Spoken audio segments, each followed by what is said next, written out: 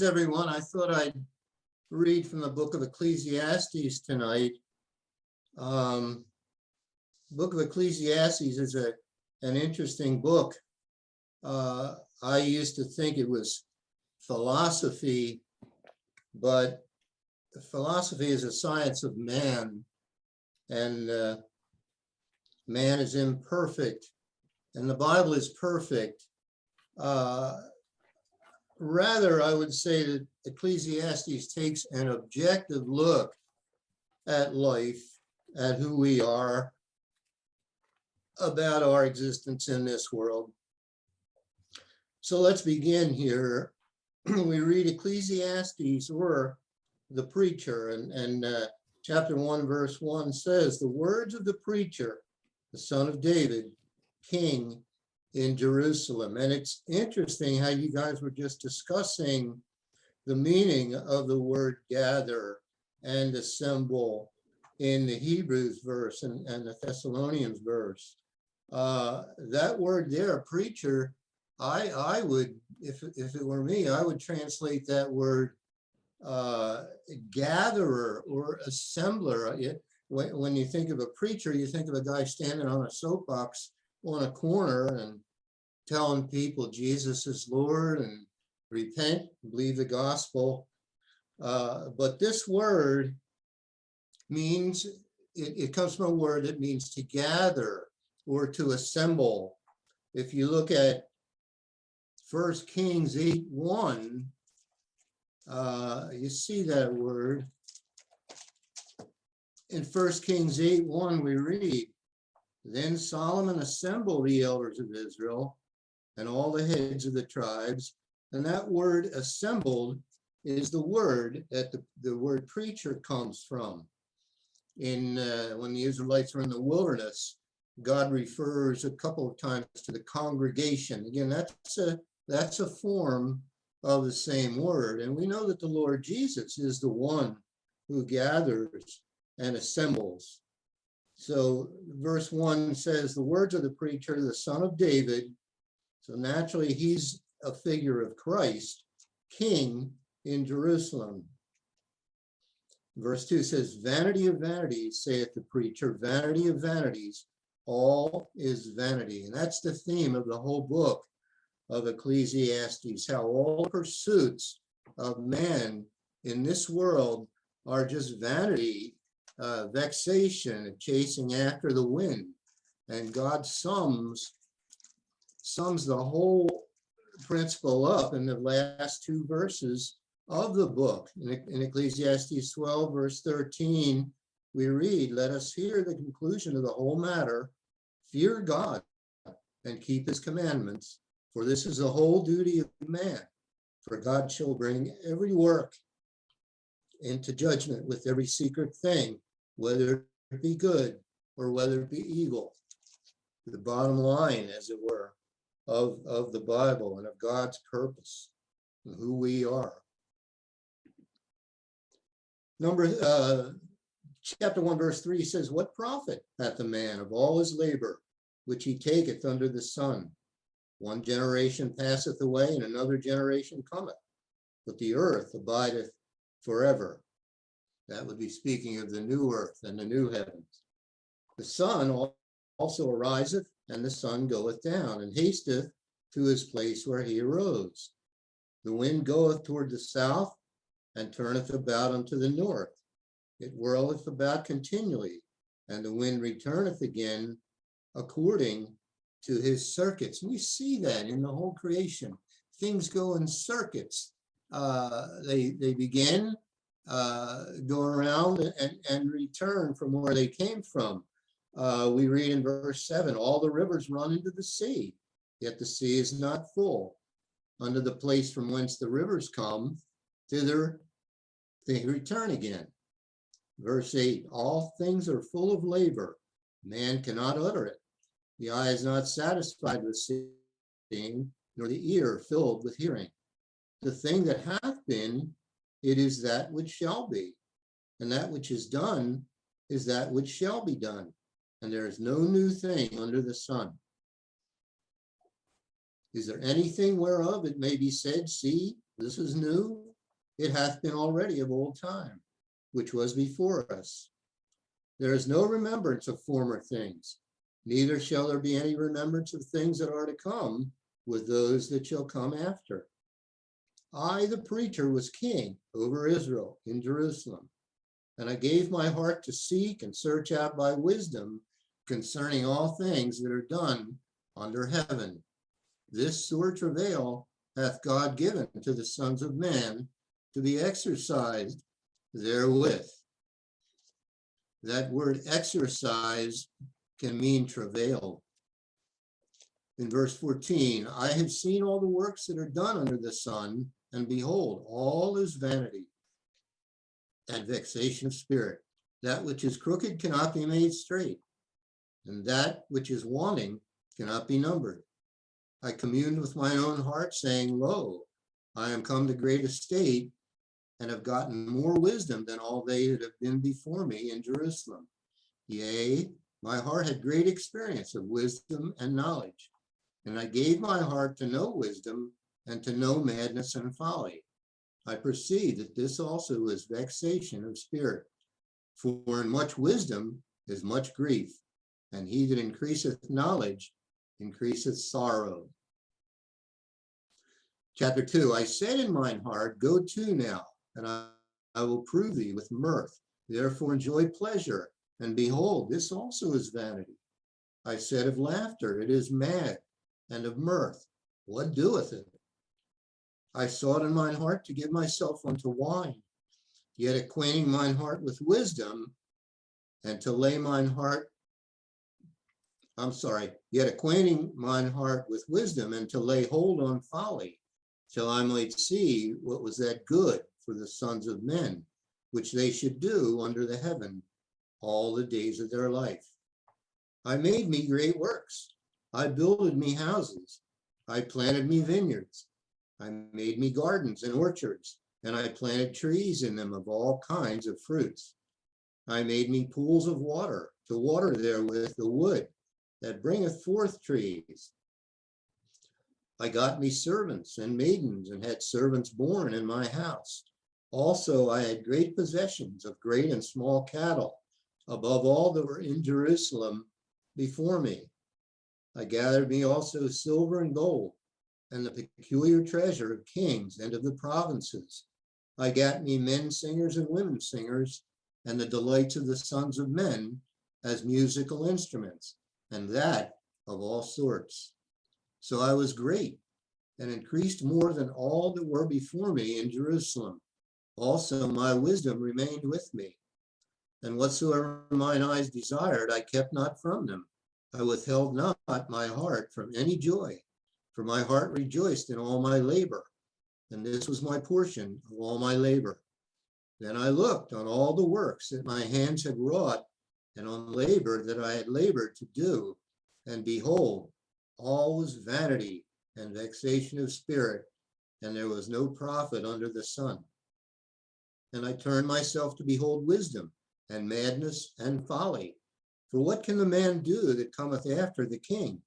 Even that which hath been already done. Then I saw that wisdom excelleth folly, as far as light excelleth darkness. The wise man's eyes are in his head, but the fool walketh in darkness. And I myself perceived also that one event happeneth to them all. Then said I in my heart, as it happeneth to the fool, so it happeneth even to me. And why was I then more wise? Then I said in my heart that this also is vanity. Let's look at chapter 9 there, Ecclesiastes 9, where it mentions one event.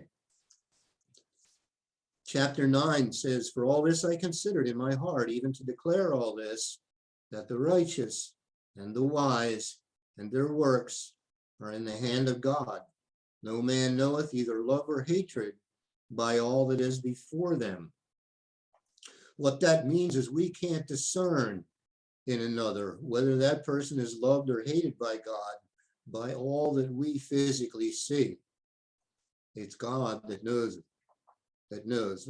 Verse 2 says, all things come alike to all. There is one event to the righteous and to the wicked, to the good and to the clean and to the unclean, to him that sacrificeth and to him that sacrificeth not.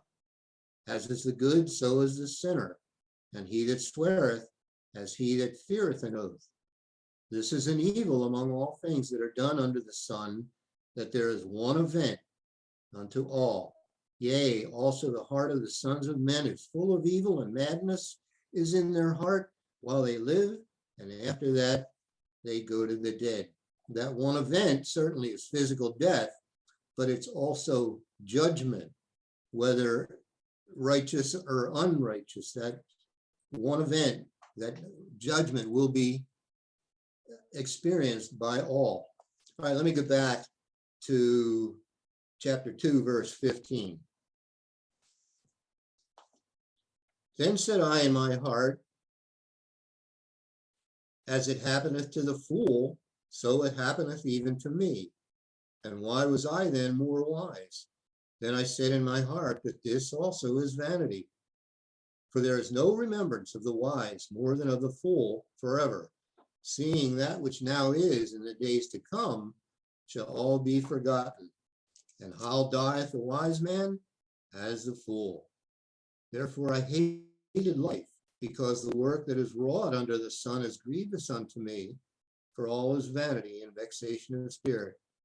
Yea, I hated all my labor which I had taken under the sun, because I should leave it unto the man that shall be after me. And who knoweth whether he shall be a wise man or a fool? Yet shall he have rule over all my labor, wherein I have labored, and wherein I have showed myself wise under the sun. This is also vanity. Therefore I went about to cause my heart to despair of all the labor which I took under the sun.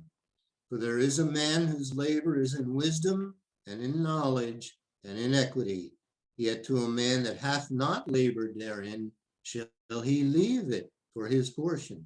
This also is vanity and a great evil. For what hath man of all his labor and of the vexation of his heart, wherein he hath labored under the sun? For all his days are sorrows, and his travail grief. Yea, his heart taketh not rest in the night. This is also vanity. There is nothing better for a man than that he should eat and drink, and that he should make his soul enjoy good in his labor. This also I saw, that it was from the hand of God. For who can eat, or who else can hasten hereunto more than I? For God giveth to a man that is good in his sight wisdom and knowledge and joy. But to the sinner he giveth travail, to gather and to heap up, that he may give to him that is good before God. This also is vanity and vexation of spirit. Chapter 3. To everything there is a season and a time to every purpose under the heaven, a time to be born and a time to die, a time to plant and a time to pluck up that which is planted, a time to kill and a time to heal, a time to break down and a time to build up. Each of these verses contrasting between good and judgment. Verse 4, a time to weep and a time to laugh, a time to mourn and a time to dance, a time to cast away stones and a time to gather stones together, a time to embrace and a time to refrain from embracing, a time to get and a time to lose, a time to keep and a time to cast away, a time to rend and a time to sow, a time to keep silence and a time to speak, a time to love and a time to hate, a time of war and a time of peace. What profit hath he that worketh in that wherein he laboreth? I have seen the travail which God hath given to the sons of men to be exercised in it. The word exercise there can mean afflicted. He hath made everything beautiful in his time. Also, he hath set the world in their heart, so that no man can find out the work that God maketh from the beginning to the end. Theologians differ on the meaning of that he has set the world in the heart of man, so that no man can find out the work that God maketh from the beginning to the end. That word world is translated into a lot of different words. Mainly it's translated into eternity or perpetual, or it means, speaking of man, it means mortal. But he has set that in man's heart, limiting him so that he can't find out the work God maketh from the beginning to the end. Let me read chapter 8:17. I believe it's the same principle. Ecclesiastes 8:17 says, "Then I beheld all the work of God, that a man cannot find out the work that is done under the sun, because though a man labor to seek it out, yet he shall not find it. Yea, further, though a wise man think to know it, yet shall he not be able to find it." All right, let's go back to chapter 3, verse 12. "I know that there is no good in them, but for a man to rejoice and to do good in his life, and also that every man should eat and drink and enjoy the good of all his labor. It is the gift of God. I know that whatsoever God doeth, it shall be forever. Nothing can be put to it, or anything taken from it. And God doeth it, that men should fear before him. That which hath been is now, and that which is to be hath already been. And God requireth that which is past. And moreover, I saw under the sun the place of judgment, that wickedness was there, and the place of righteousness, that iniquity was there. I said in my heart, God shall judge the righteous and the wicked, for there is a time there for every purpose and for every work. I said in mine heart concerning the estate of the sons of men, that God might manifest them, and that they might see that they themselves are beasts. For that which befalleth the sons of men befalleth beasts. Even one thing befalleth them. As the one dieth, so dieth the other. Yea, they have all one breath, so that a man hath no preeminence above a beast. For all is vanity. All go unto one place. All are of the dust, and all turn to dust again. Who knoweth the spirit of man that goeth upward, and the spirit of the beast that goeth downward to the earth? Wherefore I perceive that there is nothing better than that a man should rejoice in his own works, for that is his portion. For who shall bring him to see what shall be after him?" Chapter 4. "So I returned and considered all the oppressions that are done under the sun, and behold the tears of such as were oppressed, and they had no comforter. And on the side of their oppressors there was power, but they had no comforter. Wherefore I praise the dead which are already dead, more than the living which are yet alive. Yea, better is he than both they, which hath not yet been, who hath not seen the evil work that is done under the sun. Again, I considered all travail and every right work, that for this a man is envied of his neighbor. This is also vanity and vexation of spirit. The fool foldeth his hands together and eateth his own flesh. Better is an handful with quietness than both the hands full with travail and vexation of spirit. Then I returned, and I saw vanity under the sun. There is one alone, and there is not a second. Yea, he hath neither child nor brother. Yet is there no end of all his labor. Neither is his eye satisfied with riches. Neither saith he, for whom do I labor, and bereave my soul of good? This is also vanity. Yea, it is a sore travail. Two are better than one, because they have a good reward for their labor. For if they fall, the one, that word is fail. To my eyes, I can't see whether that thing's dotted or not. For if they fall, the one will lift up his fellow, but woe to him that is alone when he falleth. for he hath not another to help him up. Again, if two lie together, then they have heat. But how can one be warm alone? And if one prevail against him, two shall withstand him. And a threefold cord is not quickly broken. There's a lot in that verse.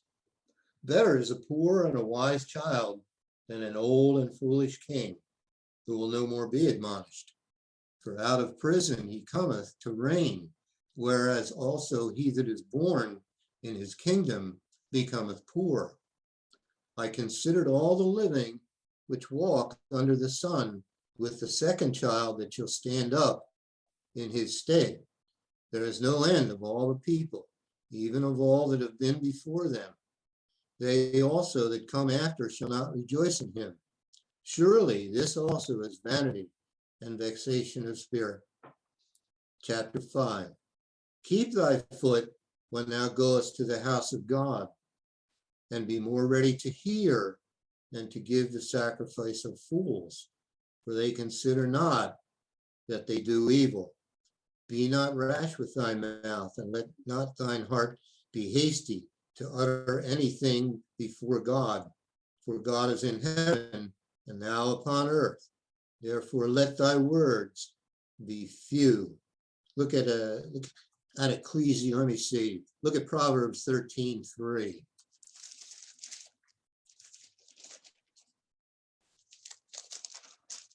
Proverbs 13:3 says, he that keepeth his mouth keepeth his life, but he that openeth wide his lips shall have destruction. Notice that God speaks of one who is always talking as giving the sacrifice of fools. Chapter 5, verse 3 says, for a dream cometh through the multitude of business, and a fool's voice is known by multitude of words. When thou vowest a vow unto God, defer not to pay it, for he hath no pleasure in fools. Pay that which thou hast vowed.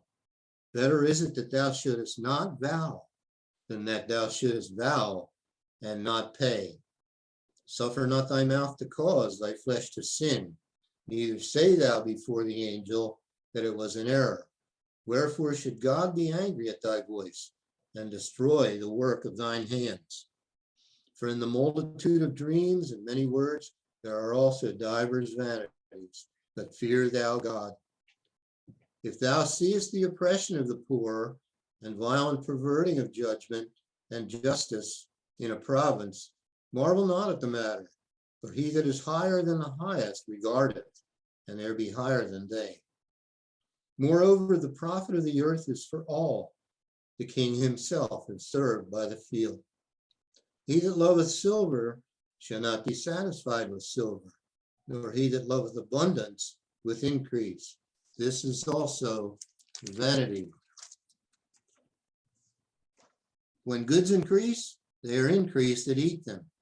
And what good is there to the owners thereof, saving the beholding of them with thine eyes? This one makes you think of someone who collects classic cards or classic cars, or maybe has the baseball card collection. I hope that doesn't offend anybody. But what can you do with these things that you collect more than just look at them, behold them with your eyes?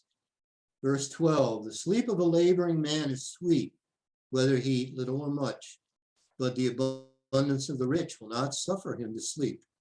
There is a sore evil which I have seen under the sun, namely, riches kept for the owners thereof to their hurt.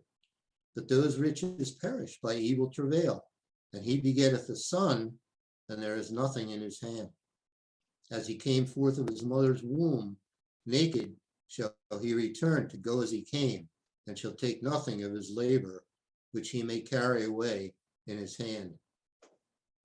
And this also is a sore evil, that in all points as he came, so shall he go. And what profit hath he that hath labored for the wind? All his days also he eateth in darkness, and he hath much sorrow and wrath with his sickness. Behold that which I have seen. It is good and comely for one to eat and to drink, and to enjoy the good of all his labor, that he taketh under the sun all the days of his life, which God giveth him, for it is his portion. Every man also to whom God hath given riches and wealth, and hath given him power to eat thereof, and to take his portion, and to rejoice in his labor, this is the gift of God. For he shall not much remember the days of his life, because God answereth him in the joy of his heart. Chapter 6. There is an evil which I have seen under the sun, and it is common among men. A man to whom God hath given riches, wealth, and honor, so that he wanteth nothing for his soul of all that he desireth, yet God giveth him not power to eat thereof, but a stranger eateth it. This is vanity, and it is an evil disease. If a man beget 100 children and live many years, so that the days of his years be many, and his soul be not filled with good, and also that he have no burial, I say that an untimely birth is better than he. An untimely birth would be a miscarriage. For he cometh in with vanity, and departeth in darkness, and his name shall be covered with darkness. Moreover, he hath not seen the sun, nor known anything. This hath more rest than the other. Yea, though he live 1,000 years, twice told, yet hath he seen no good. Do not all go to one place. All the labor of man is for his mouth, and yet the appetite is not filled. For what hath the wise more than the fool? What hath the poor that knoweth to walk before the living? I'm sorry, that word is that. For what hath the wise more than the fool? What hath the poor that knoweth to walk before the living? Better is the sight of the eyes than the wandering of the desire. This is also vanity and vexation of spirit. That which hath been is named already, and it is known that it is man. Neither may he contend with him that is mightier than he. Seeing there be many things that increase vanity, what is man the better? For who knoweth what is good for man in their life, in this life, all the days of his vain life, which he spendeth as a shadow? For who can tell a man what shall be after him after the sun? Under the sun, I'm sorry. Chapter 7. A good name is better than precious ointment, and the day of death than the day of one's birth. It is better to go to the house of mourning than to go to the house of feasting, for that is the end of all men, and the living will lay it to his heart. Sorrow is better than laughter, for by the sadness of the countenance the heart is made better. The heart of the wise is in the house of mourning, but the heart of fools is in the house of mirth. It is better to hear the rebuke of the wise than for a man to hear the song of fools. For as the crackling of thorns under a pot, so is the laughter of the fool. This also is vanity. Surely oppression maketh the wise man mad, and a gift destroyeth the heart. Better is the end of a thing than the beginning thereof, and the patient in spirit is better than the proud in spirit. Be not hasty in thy spirit to be angry, for anger resteth in the bosom of fools. Say not thou, what is the cause that the former days were better than these? For thou dost not inquire wisely concerning this. Wisdom is good with an inheritance, and by it there is profit to them that see the sun. For wisdom is a defense, and money is a defense. But the excellency of knowledge is that wisdom giveth life to them that have it. Consider the work of God, for who can make that straight which he hath made crooked? In the day of prosperity, be joyful, but in the day of adversity, consider. God also hath set the one over against the other, to the end that man should find nothing after him. All things have I seen in the days of my vanity. There is a just man that perisheth in his righteousness, and there is a wicked man that prolongeth his life in his wickedness. Be not righteous over much, neither make thyself over wise. Why shouldest thou destroy thyself? Be not over much wicked, neither be thou foolish. Why shouldest thou die before thy time? It is good that thou shouldest take hold of this. Yea, also from this withdraw not thine hand. For he that feareth God shall come forth of them all. Wisdom strengtheneth the wise more than 10 mighty men which are in the city. For there is not a just man upon earth that doeth good and sinneth not. Also take no heed unto all words that are spoken, lest thou hear thy servant curse thee. For oftentimes also thine own heart knoweth that thou thyself likewise hast cursed others. All this have I proved by wisdom. I said, I will be wise, but it was far from me. That which is far off and exceeding deep, who can find it out? I applied mine heart to know and to search and to seek out wisdom and the reason of things, and to know the wickedness of folly, even of foolishness and madness. And I find more bitter than death the woman whose heart is snares and nets, and her hands as bands. Whoso pleaseth God shall escape from her, but the sinner shall be taken by her. Behold, this I have found, saith the preacher, counting one by one to find out the account, which yet my soul seeketh, but I find not. One man among 1,000 have I found, but a woman among all those have I not found.